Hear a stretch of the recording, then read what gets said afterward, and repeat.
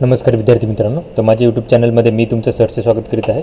तर आपण पाहत आहोत आज म्हणजे 18 ऑगस्ट 2023 रोजी तलाठी भरती परीक्षेत विचारलेले जे प्रश्न होते ते प्रश्न डायरेक्ट बघत आहोत. आपण ॲनालिसिस नाही करत आहे की कुठल्या याच्यावरती काय प्रश्न विचारले होते. जे प्रश्न विचारले होते ते तुम्हाला सांगत आहे, कारण की तुम्हाला माहिती आहे की बाकी म्हणजे गणित बुद्धिमत्ता असेल, त्याच्यानंतर मराठी असेल, त्याच्यानंतर इंग्लिश असेल, या गोष्टीमध्ये या तिन्ही घटकामध्ये जर पाहिलं तर प्रश्नाची जी लेवल आहे ती काय की चेंज होत नाही आहे. म्हणजे काय होतं की तसेच टाईपचे प्रश्न काय करते की आलटून पालटून विचारत आहेत, जी की नॉर्मल लेवल आहे. तुम्हाला सगळ्यांना माहिती आहे, चांगला स्कोर होतो त्यामध्ये. जी एसची लेवल आहे ती प्रत्येक प्रश्नामध्ये बदलतं. त्याच्यामध्ये पण पॅटर्न जो आहे तो सेमच असणार आहे. म्हणजे पुरस्कार असतील, काही बुक्स असतील, त्याच्यानंतर युद्ध असतील, लढाया असतील, नदीवरचे प्रश्न असतील, त्याच्यानंतरनं RTI ॲक्टवरती प्रश्न आहे, त्याच्यानंतरनं लोकसंख्येवरती प्रश्न आहे. तर असे प्रश्न आहेत ते कम्प्लिटली प्रत्येक वेळेस विचारले जातच आहेत. तर त्या अनुषंगाने मी हा व्हिडिओ बनवलेला आहे. त्याच्यामध्ये मी ऑलमोस्ट सगळे प्रश्न तुम्हाला कव्हर केलेले आहे. तर प्रश्न बघू शकता की दूधसागर हा धबधबा जो आहे तो कुठे आहे असं विचारला होता. अशा टाईपचा प्रश्न होता. तर हा धबधबा आहे हो गोवा राज्यातील मांडवी नदीवरती आहे. मांडवी नदीवरती आहे आणि तो पणजीपासून 60 किलोमीटर अंतरावर आहे. आता याच्यातली खास म्हणजे काय की हे जो धबधबा आहे तो भारतातील सर्वात उंच धबधब्यापैकी एक आहे, ज्याची उंची जी आहे ती 310 मीटर एवढी आहे. रुंदी, सरासरी रुंदी जी ॲव्हरेज रुंदी आहे ती 30 मीटरपर्यंत आहे. पुढचा प्रश्न आहे की समानार्थी शब्द विचारले होते. समानार्थी शब्दामध्ये तुम्हाला ऐट आणि गंमत याचे समानार्थी शब्द सांगायचे होते, आणि विरुद्धार्थी शब्दामध्ये तुम्हाला आस्था या शब्दांचा काय करायला होतं की विरुद्धार्थी शब्द विचारला होता. तर आस्थाचा विरुद्धार्थी शब्द होईल अनास्था होईल. त्याच्यानंतर गंमत, त्याच्यामध्ये मजा, मौज मजा अशा टाईपचं होईल ह्या शब्दाचा अर्थ. आस्थाचा विरुद्धार्थी अनास्था असा असतो. त्याच्यानंतर पुढचा प्रश्न आहे की केंद्र सरकारची अल्पसंख्याक समुदायाची संबंधित योजना कोणती आहे असं विचारलं होतं. तर ह्या योजना आहेत ज्याच्यामध्ये PM Vikas, leadership and entrepreneurship component आहे, जिओ पारसी आहे, हज आहे, त्याच्यानंतरनं कॉमी वक्फ बोर्ड तराक्विती स्कीम आहे, सहकारी वक्फ संपत्ती विकास योजना आहे, आणि रिसर्च अँड स्टडी रिलेटेड अल्पसंख्याकांसाठी योजना आहे. त्याच्यानंतर पुढच्या प्रश्नाकडे जाऊयात आपण की भारतीय राज्यघटनेतील कलम 17चा संबंध कशाशी आहे. तर कलम 17 जे आहे ते अस्पृश्यता मनाई संदर्भात आहे, ज्याच्यामध्ये असं सांगतं की अनटचेबिलिटी आहे ते कायद्याने दंडनीय गुन्हा असेल तर त्याची हे करण्यात येणार आहे. तर 17 कलम आहे अस्पृश्यता संदर्भात आहे. त्याच्यानंतर कलम 19च्या संदर्भात प्रश्न होता की कलम 19 संदर्भात जर बघितले तर 6 अधिकारांचे रक्षण आहे. कुठले अधिकार आहेत ते भाषण आणि अभिव्यक्ती यांचा स्वातंत्र्याचा अधिकार आहे. त्याच्यानंतर शांततेने व विना शस्त्र एकत्रित जमण्याचा अधिकार आहे. त्याच्यानंतर आहे अधिसंघ व संघ सहकारी संस्था बनवण्याचा अधिकार आहे. त्याच्यानंतर भारताच्या राज्य क्षेत्रात कुठेही मुक्तपणे संचार करू शकतो. त्याच्यानंतर भारताच्या राज्य क्षेत्राच्या कोणत्याही भागात राहण्याचा आणि स्थायिक होण्याचा अधिकार आहे. तर असे जे आहेत ते अधिकार दिलेले आहेत आर्टिकल 19 अंतर्गत. 20 आर्टिकल आहे गुन्ह्यासाठी दोषी ठरवण्यासंदर्भात संरक्षण आहे. 21 आहे जीवन आणि वैयक्तिक स्वातंत्र्याचा अधिकार. कलम 21 आहे प्राथमिक शिक्षणाचा अधिकार. आणि कलम 22 आहे काही प्रकरणामध्ये अटक आणि संरक्षणापासून अधिकार, अटकेपासून संरक्षण, हे आहे आर्टिकल 22. पुढचा प्रश्न आहे की जागतिक बँकेने 2023मध्ये कोणत्या राज्याला पूर परिस्थितीसाठी आर्थिक मदत केली. तर ही मदत केली होती आसामला केली होती. तर आसाममध्ये जे पूरप्रवण जिल्हे जे आहेत तर त्यांची व्यवस्थित हे करण्यासाठी म्हणजे परत व्यवस्थित करण्यासाठी, त्यांना सुधारण्यासाठी त्यांची काय केलं होतं की 108 दशलक्ष डॉलर काय केलं होती मंजूर करण्यात आले होते. तर हे जे आहेत ते पूरप्रवण क्षेत्र जे आहेत कोणकोणते आहेत ते त्याच्यामध्ये 2 आहेत. एक आहे बेकी आणि दुसरी नदी आहे ती बुरी देहिंग. या दोन्ही नदीच्या खोऱ्यामध्ये काय केलं की खोरे व्यवस्थापन म्हणजे बेसिनचं व्यवस्थापन करण्यासाठी सुविधा उभारल्या जाणार आहेत. आणि त्या डब्बल जर पाहिले तर 1,00,000 लोकांना काय करण्यात येणार आहे की याच्यामुळं फायदा होणार होता. तर हे आहे 108 दशलक्ष डॉलर मंजूर केलेत आसामसाठी जागतिक बँकेने.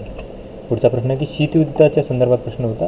तर शीतयुद्ध जर पाहिलं तुम्ही तर हे जे आहे ते दुसऱ्या महायुद्धानंतर सोव्हिएत युनियन आणि त्याच्यानंतरनं जे युरोपियन देश जे आहेत आणि युनायटेड स्टेट यांचे सहयोगी जे आहेत म्हणजे पश्चिम युरोपातील देश यांच्यातील भूराजकीय तणावाचा काळ आहे. म्हणजे 1945 ते 1991च्या दरम्यानचा काळ आहे.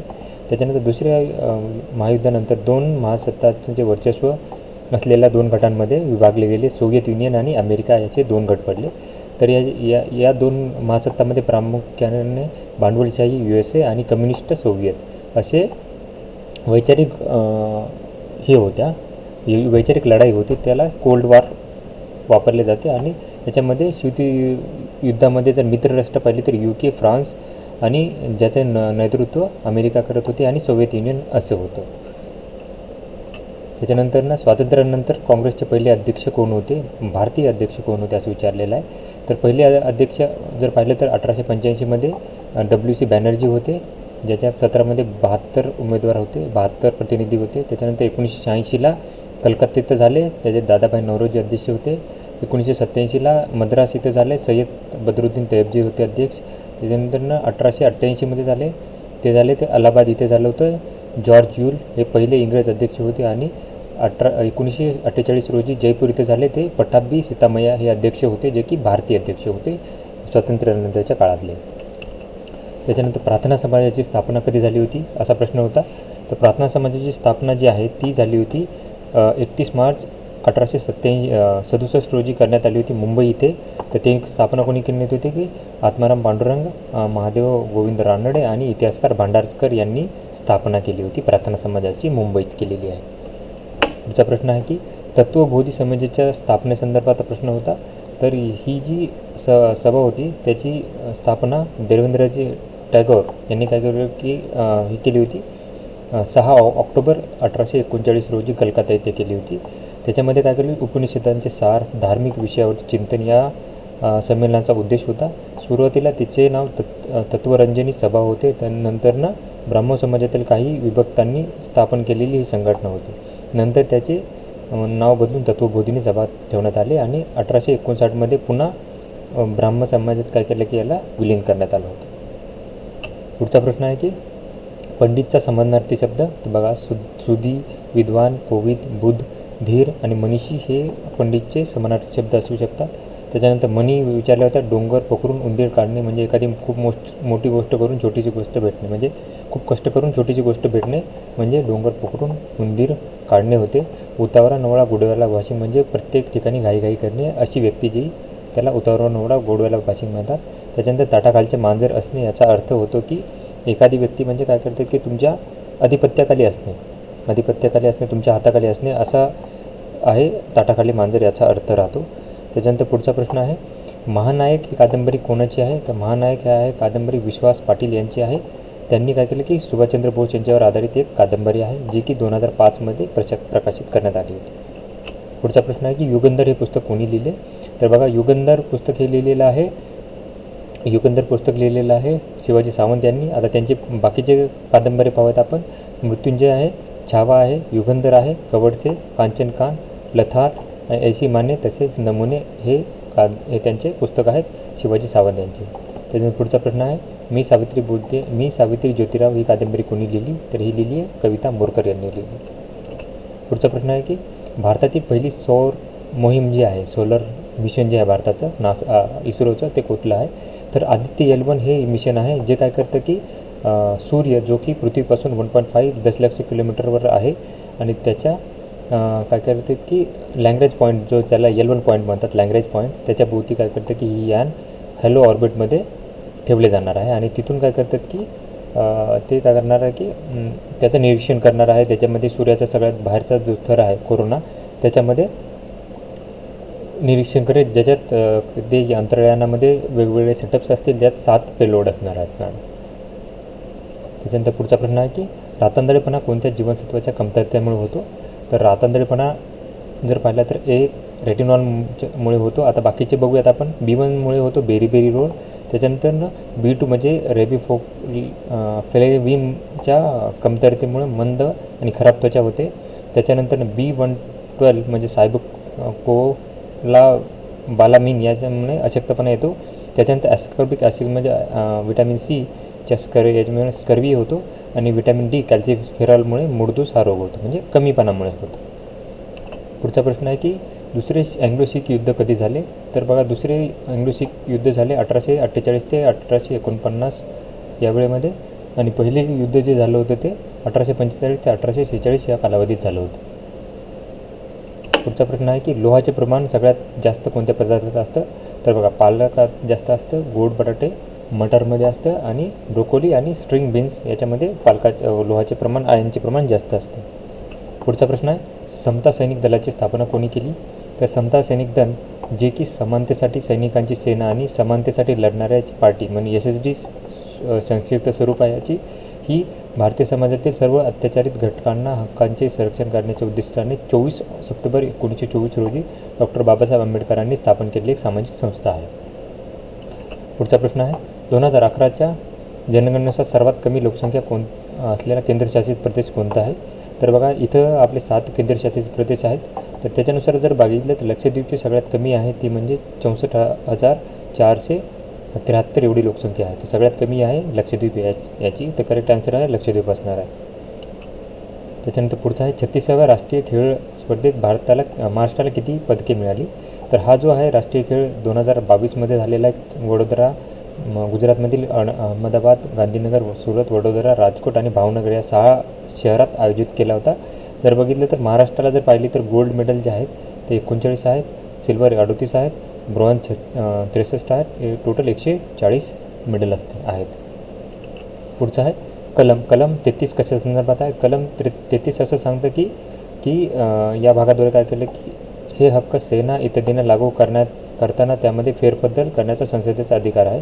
आता हक्क कोणकोणते दिलेले आहे की सशस्त्र सेना दलाचे सदस्य किंवा ज्यांच्यावर सार्वजनिक सुव्यवस्था राखण्याची जबाबदारी आहे जे सदस्य किंवा राज्याने गुप्तवार्ता, प्रतिगुप्तवार्ता असे जे आहेत, तर त्या लोकांना काय केलेलं आहे की ज्यांना लागू करतात निश्चितपणे त्यांच्या कर्तव्याचे योग्य पालन व्हावे आणि शिस्त राखली जावा. ते हक्क कोणत्याही व्याप्तीपर्यंत निर्बाधित होऊ नये असे संसदेला कायद्याद्वारे निर्धारित करण्यात येणार आहे. तर हे करेक्ट आन्सर असणार आहे कलम 33बद्दल. त्याच्यानंतर पुढचा प्रश्न आहे, अरावली ग्रीन वॉल प्रोजेक्ट हा शुभारंभ कोणत्या ठिकाणी करण्यात आला होता? याचा शुभारंभ जो आहे तो याचा जर शुभारंभ बघितलं तर 25 मार्च 2023 रोजी केंद्रीय पर्यावरण, वन व हवामान मंत्री भूपेश यादव यांनी काय केलं की आंतरराष्ट्रीय वन दिनानिमित्त याचे गुरुग्राम जिल्ह्यातील टिकली गावात अरावली ग्रीन प्रोजेक्टचे उद्घाटन केलेलं आहे. तर याचा म्हणजे अरावली हरित भिंत म्हणजे ग्रीन वॉल काय आहे बघूयात आपण.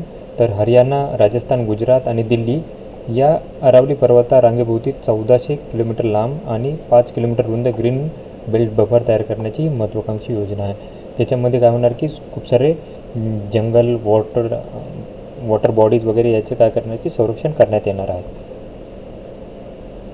त्याच्यानंतर पुढचा प्रश्न आहे, नेतना विमा योजना ही तेलंगणाची योजना कोणासाठी लागू करण्यात आली आहे?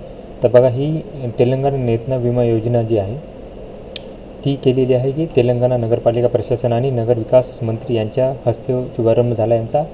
आता तेलंगणा सरकारने केलेला आहे. उद्योग कोणता? हातमाग आणि कापड उद्योगासाठी कधी करण्यात आली होती? 7 ऑगस्ट 2022 आणि लाभार्थी आहे हातमाग विणकर कुटुंबाचे सदस्य. 5 लाखापर्यंतचा विमा फायदा होणार आहे. पुढचा प्रश्न आहे की इनहेलेशन ऑफ कास्ट हे पुस्तक कोणी लिहिलं? तर हे पुस्तक लिहिलं डॉक्टर बाबासाहेब आंबेडकर यांनी. आता त्यांचे बाकीचे पुस्तक बघूयात आपण. त्यांचे पुस्तक आहे मुखनायक आहे, त्याच्यानंतर रुपयाची समस्या, त्याच्यानंतर बहिष्कृत भारत, जनता, जातीचे उच्चाटन म्हणजे इनहेलेशन ऑफ कास्ट, फेडरेशन विरुद्ध स्वातंत्र्य, रानडे, गांधी आणि जिन्ना, शूद्र पूर्वी कोण होते, अस्पृश्य, Buddha and Karl Marx, Buddha and his Dhamma, Hindu धर्मातील कोडे म्हणजे रिडल्स ऑफ हिंदू असे होते हे पुस्तकाचं नाव. त्याच्यानंतर पुढचा प्रश्न आहे की राजस्थानमधील सार्वजनिक परीक्षा अधिनियम याला राज्यपालांनी कधी संमती दिली असा प्रश्न होता. तर हे अधिनियम जर बघा तर 2022मध्ये काय करण्यात आलं होतं की राज्यपालांनी याची मंजुरी दिली. कधी? 5 एप्रिल 2022 रोजी. याच्यामध्ये करण्यात आलं होतं की 1922चा कायदा आहे तो सुधारणा करण्यात आला होता. तर याचं करेक्ट आन्सर असणार आहे 5 एप्रिल 2022. पुढचा प्रश्न आहे, नागरिकत्वाबद्दल अहवाल जो आहे तो सिंघवी समितीने कधी दिला? तर ओव्हरसीज सिटिझनशिप ऑफ इंडिया योजना अंतर्गत म्हणजे OIC अंतर्गत काय करण्यात आलं की ही थोडीशी इम्प्रूव्हमेंट करण्यात आलं होतं, ज्याची अध्यक्ष होते LM सिंघवी यांच्या अध्यक्षतेखाली भारतीय डायपोस्फोरावरील समिती. सिंघवी यांनी 2002मध्ये विशिष्ट देशातील भारतीय वंशाच्या व्यक्तींना, इथं PIO असं लिहिलेलं आहे. तर PIO म्हणजे काय असतात की पर्सन ऑफ इंडियन ओरिजिन यांना दुहेरी नागरिकत्व प्रदान करण्यासाठी कायदा 1955मध्ये सुधारणा करण्यात आली होती. तर त्यानुसार नागरिकत्व सुधारणा कायदा 2003ने भारत आणि बांगलादेश व्यतिरिक्त 16 निर्दिष्ट देशांच्या पर्सन इन इंडियन ओरिजिनद्वारे भारताचे काय करते परदेशी नागरिकत्व म्हणजे ओव्हरसीज सिटिझनशिप संपादन करण्याची तरतूद करण्यात आली आहे. पुढचा प्रश्न बघूयात आपण. चैतन्य गाथा कोणी लिहिली आहे? तर चैतन्य गाथा लिहिलेली आहे सेनापती बापट यांनी. त्यांचं नाव पांडुरंग महादेव बापट उर्फ सेनापती बापट आहे. तर हे होते ते जर पाहिजे तर मुळशी सत्याग्रहाचे नेतृत्व केले होते आणि त्याच्यानंतर त्यांना सेनापती ही पदवी देण्यात आली होती.